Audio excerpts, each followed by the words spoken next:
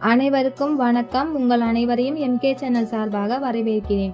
இந்த பகுதியில் நாம் வர்ணி தீபம் எப்போது வருகிறது, அதற்குண்டான புராண கதை என்ன, வீட்டில் எதற்காக பரணி தீபம் ஏற்ற வேண்டும், எந்த நேரத்தில் எப்படி விளக்கேற்றினால் நம்முடைய பாவம் தீரும் என்பதெல்லாம் பற்றி பார்க்கலாம் வாங்க. கார்த்திகை தீப திருநாளன்று அதிகாலையில் திருவண்ணாமலை அருணாச்சலேஸ்வரர் கோவிலில் சிவபெருமான் சந்நிதியில் ஒரு விளக்கு ஏற்றப்பட்டு பிறகு அதிலிருந்து 5 தீபங்கள் ஏற்றப்படும். பிறகு மீண்டும் அந்த 5 தீபங்களும் ஒன்றாக்கப்பட்டு ஒரே தீபமாக மாற்றப்படும். இதற்கு பரணி தீபம் என்று பெயர். ஏகன் அநேகன் என்ற பஞ்சபூத தத்துவத்தை உணர்த்துவதே பரணி தீபம் ஆகும். வீடுகளில் திருக்கார்த்திகைக்கு முந்தைய நாள் பரணி தீபம் ஏற்ற வேண்டும். கார்த்திகை மாதமே தீபங்களுக்குரிய மாதம். இந்த மாதம் முழுவதும் வீட்டு வாசலில் தீபம் ஏற்றி வழிபடும் வழக்கம் சிலரிடம் உள்ளது. ஆனால் பெரும்பாலானவர்கள் திருக்கார்த்திகை துவங்கி 3 நாட்கள் வீடு முழுவதும் விளக்கேற்றி வழிபடும் வழக்கத்தை கடைபிடித்து வருகிறார்கள். உண்மையில் திருக்கார்த்திகைக்கு முதல் நாள் பரணி தீபம், திருக்கார்த்திகை அன்று தீபம், திருக்கார்த்திகைக்கு மறுநாள் பாஞ்சராத்திர தீபம் என 3 நாட்கள் விளக்கேற்றுவதே சரியான முறையாகும். இதில் பரணி தீபம் யமதர்ம ராஜாவிற்காகவும், திருக்கார்த்திகை தீபம் சிவபெருமானுக்காகவும், பாஞ்சராத்திர தீபம் பெருமாளுக்காகவும் ஏற்றுகிறோம். சிவபெருமான் மகாவிஷ்ணு மற்றும் பிரம்மாவிற்கு ஜோதி வடிவமாக காட்சி தந்த திருநாளையே திருக்கார்த்திகை தீபமாக நாம் கொண்டாடுகிறோம். திருவண்ணாமலை அண்ணாமலையார் கோவிலில் திருக்கார்த்திகை அன்று அதிகாலையில் பரணி தீபம் ஏற்றுவார்கள். ஆனால் வீடுகளில் எதற்காக பரணி தீபம், அதுவும் யம தர்மராஜாவிற்காக ஏற்ற வேண்டும் என்ற சந்தேகம் வரும். யமன் என்றால் அனைவருக்கும் பயம்தானே வரும். அவரை எதற்காக வழிபட வேண்டும் என்று கேட்கவே தோன்றும். இதற்கு புராணத்தில் ஒரு கதை ஒன்று உள்ளது, அது பற்றி பார்க்கலாம். கடோபனிஷதம் என்ற நூலில் பரணி தீபம் பற்றிய ஒரு புராண கதை உள்ளது. நசிகேதன் என்பவரின் வாழ்க்கையை பற்றி இந்நூல் சொல்கிறது. நசிகேதனின் தந்தை வேள்வி செய்யும் போது ஒவ்வொரு தேவர்களும் என்னவெல்லாம் கேட்கிறார்களோ அவர்களுக்கு கேட்ட பொருட்களை கொடுத்து கொண்டிருந்தார். அப்போது அங்கே வந்த நசிகேதன், இவர்கள் கேட்டதெல்லாம் கொடுத்து விட்டால் இறுதியில் எனக்கு என்னதான் மீதம் இருக்கும் அப்பா, என்னையும் யாராவது கேட்டால் கொடுத்து விடுவீர்களா என்று கேட்டார். அப்போது அவரது அப்பா, ஆமாம், உன்னையும் கொடுத்து விடுவேன் என்று சொல்லி யமனுக்கு தனது மகனை உயிரோடு தூக்கி கொடுத்து விட்டாராம். இதனால் உயிரோடு யமலோகத்திற்கு சென்ற நசிகேதன் யமனிடம் கேள்வி கேட்டுக்கொண்டே இருந்தார். எங்க அப்பா என்னை கொடுத்து விட்டார், அதனால் நான் இங்கு வந்து விட்டேன். இங்கு வந்து பார்த்தால் தான் தெரிகிறது மக்கள் எவ்வளவு துன்பங்கள் அனுபவிக்கிறார்கள். பூலோகத்திலும் துன்பங்கள் என்றால் இங்கேயும் துன்பமா என்று யமதர்மராஜாவிடம் கேட்டாராம்.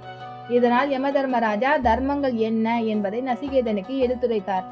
இவர்கள் எல்லாம் இங்கு இவ்வளவு துன்பங்களை அனுபவிக்கிறார்கள் என்றால் இவர்கள் கீழே என்னென்ன பாவங்கள் செய்து இருக்கிறார்கள் என்பது உனக்கு தெரியாது என்று சொல்லி ஒவ்வொருவர் வாழ்க்கையிலும் நடந்ததை எடுத்து சொல்கிறார். இங்கிருப்பவர்கள் கீழே உணவில் எவ்வாறு கலப்படம் செய்தனர், அடுத்தவர்களை எவ்வாறு கொடுமை செய்தனர் என்பது போன்று அவர்கள் வாழ்க்கையில் செய்த தவறுகளை காட்டினார்.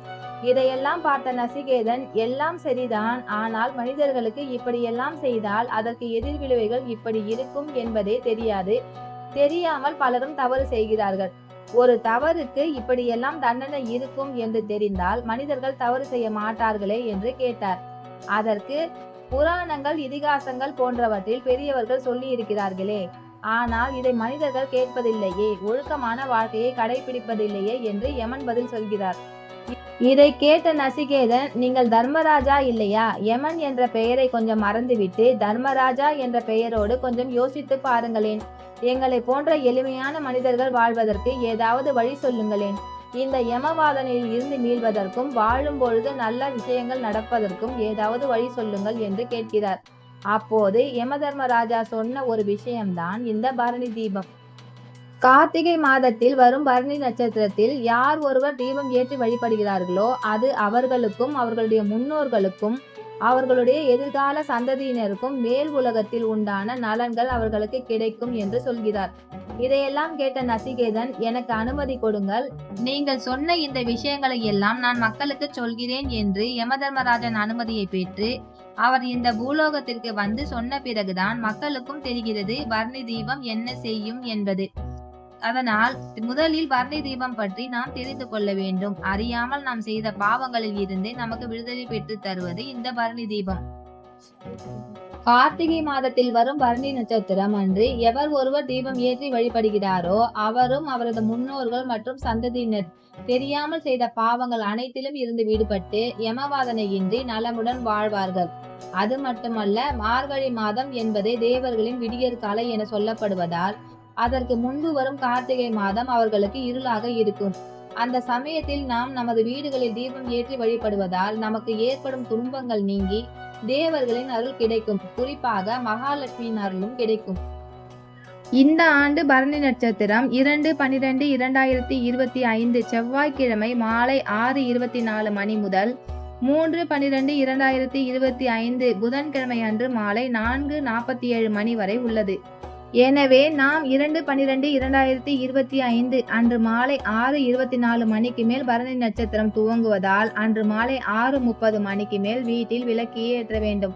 யமதர்மராஜாவிற்கு பிரியமான பரணி நட்சத்திரம் அன்று நாம் வாழும் போதும் வாழ்க்கைக்கு பிறகும் துன்பமில்லாமல் வாழ்வதற்காக மாலை 6:30 மணிக்கு மேல் விளக்கேற்ற வேண்டும். இது பஞ்சபூத தத்துவத்தையும் உள்ளடக்கியது.